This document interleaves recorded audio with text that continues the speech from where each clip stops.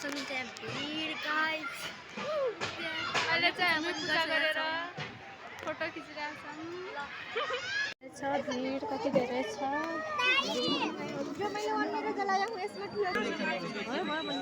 अहिले चाहिँ हामी पूजा गरिरहेछौँ। गाइस देख्न सक्नुहुन्छ मूर्ति। यतातिर टिका लगाउने कार्यक्रम हुँदैछ। यहाँ टिका लगाइदिँदै हुनुहुन्छ। अनि यो चाहिँ हाम्रो भिड हो।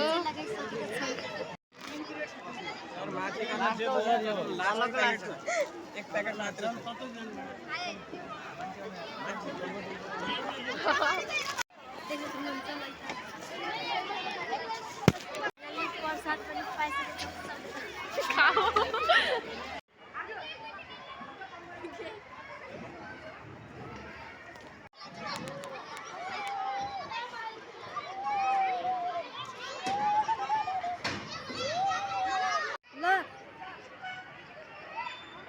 हामी यहाँबाट सिधा जाँदैछौँ।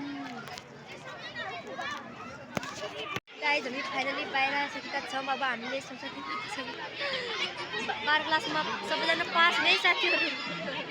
मैले फेल भयो भने तिमीहरूले पनि फेल हुने है साथीहरू। मैले पास भयो भने मात्र तिमीहरूले पास हुने।